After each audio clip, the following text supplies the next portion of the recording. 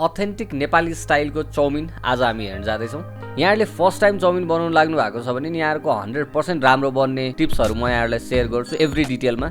यहाँहरूले video complete हेर्नुभयो भने चाहिँ नि कहिले गल्ने कहिले टुक्रा टुक्रा हुने जस्तो प्रब्लमहरू चाहिँ कम्प्लिटली अभोइड गर्न सक्नुहुनेछ। सुरु गरौँ हाम्रो सबैभन्दा इम्पोर्टेन्ट पोइन्टबाट, जुन हो नुडल्स सेलेक्सन।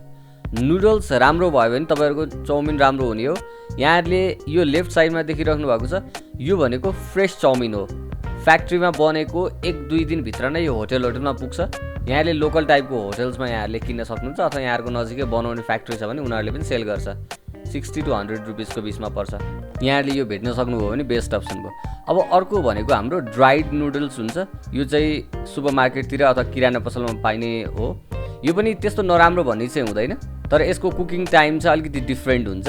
त्यो अनुसार यो चाहिँ अलिकति बिग्रिन सक्ने चान्स अलिकति बढी हुन्छ। यो चाहिँ मैले भिडियोको लागि मात्रै किनेर लिएर आएको हो। डिमान्ड आयो भने यसको भिडियो चाहिँ म फ्युचरमा बनाउने छु। तर यहाँहरूले चाउमिन बनाउँदा अभोइड गर्नुपर्ने चिज भनेको चाहिँ स्पागेटी हो। यहाँहरूले यो जति पनि यो स्क्रिनमा देखिराख्नु भएको छ, यो सबै स्पागेटी अथवा पास्ता हो। मैले एउटा दुईवटा भिडियो देखाएको थिएँ, यो युज गरेर मान्छेहरूले चाउमिन बनाउन सिकाइराख्नु भएको छ। यसको टेक्सचर टेस्ट कुनै पनि चाउमिन जस्तो हुँदैन, त्यही भएर यसलाई चाहिँ कम्प्लिटली अभोइड गर्नु होला। अब लागौँ फटाफट चाउमिन बनाउनेतर्फ। सुरुमा हामीलाई कति चाउमिन चाहिन्छ हामी त्यति छुट्याउँछौँ यहाँबाट। यहाँहरूलाई सबै एकैचोटि चाहिन्छ भने यहाँहरूले बोइल गर्न सक्नुहुन्छ।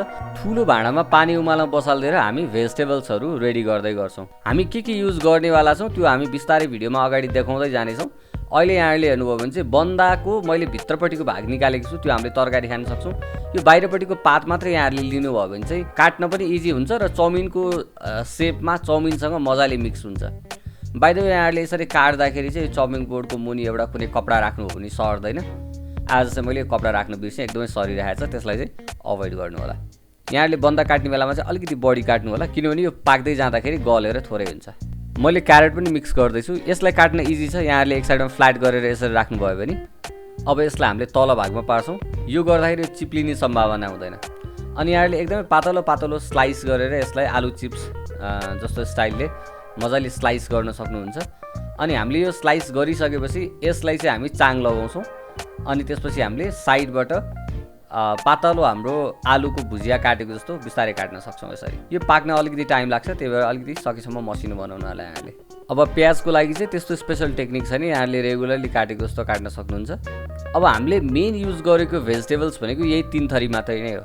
यहाँहरूले क्याप्सिकम युज गर्न सक्नुहुन्छ, ग्रिन बिन्सहरू यहाँले राख्न सक्नुहुन्छ, त्यो अप्सनल हो, आफ्नो चोइस अनुसार त्यो घटाउन या बढाउन सकिन्छ। त्यसपछि मैले हरियो खुर्सानी लिएको छु। यो चाहिँ यहाँले लास्टमा टपिङ गर्न पनि सक्नुहुन्छ, सुरुमा तेलमा फ्राई गर्न पनि सक्नुहुन्छ। अलिकति धनिया पनि लिएको छ हामीले यहाँ। हाम्रो यतिन्जेलमा पानी उम्लिसकेको छ। हाम्रो अघिको चाउमिन जुन थियो फ्रेसवाला चाउमिन, त्यसलाई हामीले पानीमा उमाल्न बसालिदिन्छौँ। पानी उम्लिसकेपछि यहाँले यो चाउमिन राख्नु होला। यसलाई पकाउन टाइम लाग्दैन। यसलाई यहाँले मजाले उसिन्न नथाल्नु होला। मेन हाम्रो सबैभन्दा धेरैले गर्ने मिस्टेक त्यही नै हो। यो भनेको घडी हेर्नुभयो भने उम्लेको पानी म्याक्सिमम 2 मिनटमा यो पाकिसक्छ। अनि सेकेन्ड कुरा भनेको यो पानीमा हामीले तेल हाल्ने अथवा चाहिँ नुन हाल्ने यस्तो केही पनि गर्नु पर्दैन। यसमा सिर्फ हामीले कलरको लागि बेसार राख्छौँ, त्यति नै हो अहिलेको लागि। उम्लेको पानीमा यो 2 मिनटमा बोइल भइसक्छ। यहाँहरूले हेरेर पनि थाहा पाउनुहुन्छ, अथवा पाकेको चाउमिन यहाँहरूलाई टेक्सचर थाहा हुन्छ, हातले थिचेर पनि ट्राई गर्न सक्नुहुन्छ। यसलाई धेरै बेर उमाल्नु भयो भने चाउमिनको सट्टा ढिँडो बन्छ, त्यही भएर याद गर्नु होला।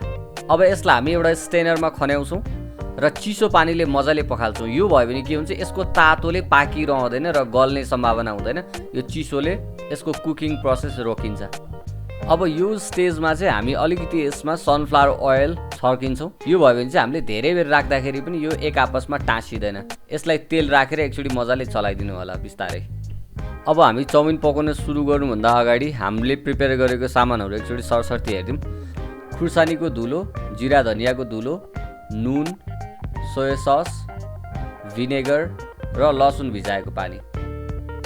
भेजिटेबल्स हाम्रो यही 3टा भइहाल्यो, बन्दा, प्याज र क्यारेट। यो टपिङ्सको लागि हरियो प्याज र धनिया। त्यसपछि यहाँ मैले चना र आलुलाई बोइल गरेर फ्राई गरेको छु। यो अप्सनल हो, यहाँहरूले छुट्टै प्रिपेयर गर्न सक्नुहुन्छ। यहाँहरूले घरमा रेगुलरली चाउमिन खानुहुन्छ भने यो भाँडा चाहिँ मस्ट ह्याभ हो।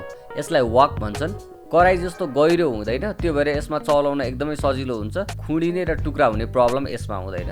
हाम्रो ग्यासको हिट भनेको सधैँ हाई फ्लेममै हुन्छ। चाउमिनलाई हामीले स्टर फ्राई गर्छौँ, त्यो भनेको हाई हिटमा चलाइ पकाउने हो। चाउमिन त्यसै पनि पाकिसकेको हुन्छ, यसलाई हामीले फ्राई मात्रै गर्ने हो। हाम्रो यो भाँडा एकदमै पातलो हुन्छ, तेल हाल्ने बित्तिकै तातिसक्छ।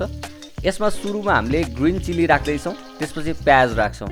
यसलाई हामीले हाई हिटमा नै मजाले भुट्छौँ। प्याजलाई थोरै भुट्यो भने यसको अलिकति स्विट फ्लेभर आउँछ। यहाँलाई कतिको मनपर्छ त्यो अनुसार यहाँले प्याजलाई भुट्न सक्नुहुन्छ। प्याज भुटिसकेपछि यसमा हामी क्यारेट र बन्दा राखिदिन्छौँ। यहाँहरूले अरू भेजिटेबल्सहरू प्रिपेयर गर्नुभएको छ भने त्यो भेजिटेबल्सहरू पनि यहाँहरूले यही स्टेजमा राख्नुपर्ने हुन्छ। यसलाई एकचोटि चलाएर अब यसमा हामीले थोरै नुन राख्छौँ। नुनले चाहिँ यो भेजिटेबल्सहरू अलिकति गलेर छिटो पाक्छ। एउटा टिप्स चाहिँ यहाँहरूको लागि, क्यारेट अलिकति मजाले पाकोस् अथवा यहाँहरूले बिन्सहरू ब्रोकलीहरू राख्दै हुनुहुन्छ भने चाहिँ यहाँहरूले पहिला त्यसलाई बोइल गरेर अनि त्यसपछि यहाँहरूले यहाँ स्टर फ्राई गर्न सक्नुहुन्छ। युट्युबमा भ्युजकै लागि मिसइन्फर्मेसन दिने ट्रेन्ड चलिरहेको छ अहिले। युट्युबमा देखाएको रेसिपी हामीले घरमा ट्राई गर्दा के च्यालेन्जेस आउँछ र त्यस्तै रिजल्ट आउँछ कि आउँदैन भन्ने कुरा हाम्रो च्यानलमा ट्राई गर्छौँ। यहाँहरू हाम्रो च्यानलमा फर्स्ट टाइम आउनुभएको छ भने हाम्रो फुड एक्सपेरिमेन्टल च्यानल हो। यहाँहरूले कुनै पनि रेसिपी ट्राई गर्नुभन्दा अगाडि हाम्रो च्यानल हेर्नुभयो भने यहाँहरूले पोसिबल मिस्टेक्सहरू अभोइड गर्न सक्नुहुन्छ। त्यसको लागि यहाँहरूले सब्सक्राइब गर्नु होला। सब्सक्राइब गर्नुभयो भने यहाँहरूले हाम्रो भिडियो खोजेको बेलामा सजिलै पनि पाउन सक्नुहुनेछ। हाम्रो भेजिटेबल्स फ्राई भइसकेपछि हामीले यसमा चाउमिन राख्यौँ। चाउमिन राख्ने बित्तिकै हामी यसमा नुन राख्छौँ, किनभने हामीले यसलाई स्टर गर्दाखेरि नुन पनि त्यही बेलामा मजाले इन्कर्पोरेट हुन्छ। अर्को इम्पोर्टेन्ट पोइन्ट भनेको हामीले घरमा बनाउँदाखेरि प्रोफेसनलले जस्तो छिटो हात चलाउन सक्दैनौँ। अनि सोया सस जस्तो लिक्विड इन्ग्रिडियन्ट्सहरू हामीले सुरुमै राख्यो भने त्यसको मोइस्चर सुकेर जान्छ र चाउमिन रेडी हुने बेलासम्म चाहिँ एकदमै सुक्खा जस्तो बन्छ। त्यो कुरालाई हामीले अलिकति पछाडि राख्छौँ।